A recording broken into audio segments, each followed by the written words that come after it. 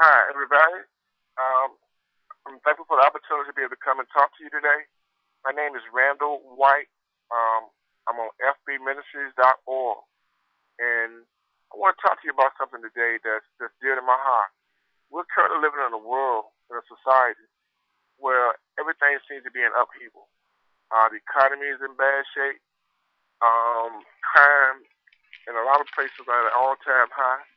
Young people seem to be lost. Matter of fact, they even call them Generation X. And what I want to talk to my Christian sisters and brothers about today, I want you to understand that because of what is going on in the world, it shouldn't phase you to the extent that it dictates your life and how your life needs to be. Scripture tells us that we can live above the evil of the world. And I want to talk to you today just about how to live above the evil around us. Let's open with a prayer. Father, we come to you in the name of our Lord and Savior Jesus Christ. I thank you so much for this privilege and opportunity, Lord, to speak to your people. I ask you, Lord Jesus, to touch the hearts of everyone that hears what is said here today, Lord, and let this word be, Lord, placed indelibly in their heart, Father. Lord, let them not just be hearers of the word, but doers of the word. And we thank you for this. In Jesus' name we pray, amen. I'm not going to keep you long. It's going to be very brief. I'm asking those of you who are Bible to open your Bible to the book of John, chapter 17, verses 15 through 17. I'll give you a moment to do that. Okay. These verses read as follows, beginning at verse 15. This is our Lord and Savior praying. He starts off in verse 15 saying, I pray not that I should take them out of the world, but I should keep them from the evil. They are not of this world, even as I am not of this world. Sanctify them with truth. Thou truth. Thy word is true. This is our Lord praying a prayer for his disciples, of whom, if we're born again, we're all his disciples. And it's interesting, because when he prays to his Father, he asks his Father not to take them out of the world, but to keep them from the evil of this world. Matter of fact, a literal translation of that from the Greek would go like this, verse 15. I pray not that I should take them out of the world, but I empower them to live above the evil that's in the world. So Jesus was saying that my people can be in a world engulfed by evil and yet live above that. So how is it so? Go on to the next verse, verse 16. He says, they are not of this world, as I am not of this world. If we are born again and truly born again, then you have to understand that you're only a sojourner on this planet. This is not your home. Ephesians 2:6 tells us that we're seated in heavenly places in Christ. So the moment I made Christ my Lord and Savior, earth ceased to be my home. Now, there was a period of time where I am sojourning here. But even though I'm sojourning on earth, I can still live as if I'm in heaven. How can I do that? Verse 17 says, sanctify them through truth. Thy word is true. There's a couple of very important words in verse 17.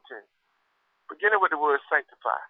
The word sanctify means to set apart, to set something apart.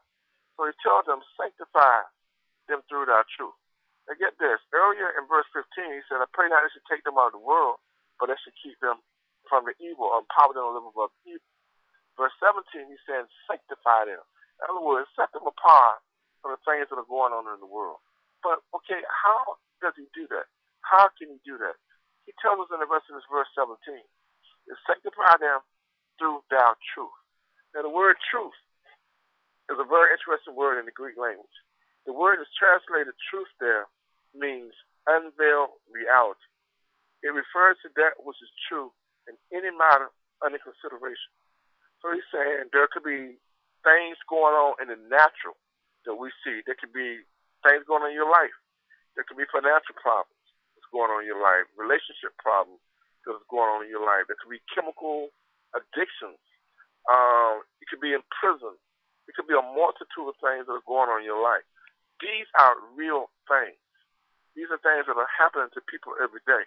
But the scripture says that I can be set apart from them through truth, through unveiled reality. How many of us know that when we look at the daily happenings that's going on around us, we don't see, unless we're looking through the eyes of the Holy Spirit and through the Word of God, we don't see reality as it is. We see reality as we've been conditioned to see it. But the Bible says that in order for me to live above that evil that I must be set apart through truth. What is truth? Look at the end of verse 17. That word is truth. In the Bible contains the reality of God and His Word.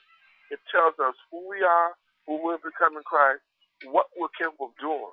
It talks about the relationship we should and can have with Him, and the power of God that's given to us.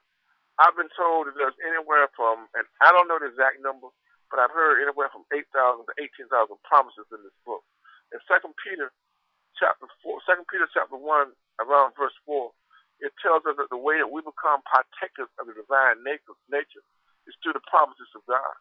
So what we have to learn to do in the midst of our circumstances and situations is partake of the promises of God.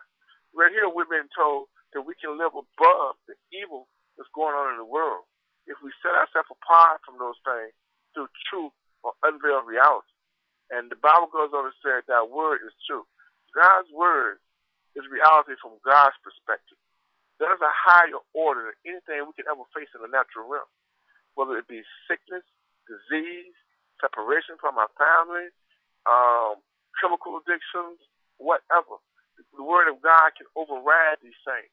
But in order for that to happen, we must learn through the eyes of faith to embrace God's word, to speak God's word, to keep our eyes focused on God's word, God's truth, God's real reality, no matter what it is that's going on in the natural around us. And if we do that, my sisters and brothers, then we can live above the evil that's going on around us and overcome it. Now, I hope this is a brief word, but I believe it's a strong word. And I believe those who have heard this will embrace this and begin to get into the scriptures and search God's word for answers to whatever's going on in their life. Embrace those answers, speak those answers, and stand on them in faith. Then you also will be empowered to live above the evil that's in the world. I want to thank you for the time that you spent with me. Also, there may be those of you who will listen to me now who has yet to accept Jesus Christ as your Lord and Savior. Well, I would be remiss if I closed this and didn't give you an opportunity to enter into the kingdom of God. If you have not yet accepted Jesus Christ as your Lord and Savior, and you're ready to do so, then all you have to do is pray this simple prayer with me. Father, I'm a sinner, and I come to you right now by the grace extended to me through what your Son Jesus did on the cross. Lord, I believe that He died for me, that He took my sins upon Him on the cross, and I received His vicarious sacrifice for me now in my place. I also believe that you raised Him from the dead, and that by putting my faith and trust in Him, that I have now went from being dead in Adam to alive in Christ, that I am now born again into the kingdom of God. And if you prayed that prayer, you're now saved. And I ask you now to get with a Bible-believing church and a good Christian mentor, preferably both, and begin to grow up in the Word and learn how the Word of God unveil reality, the truth that God's will is, can change your life. Thank you for your time, my sisters and brothers.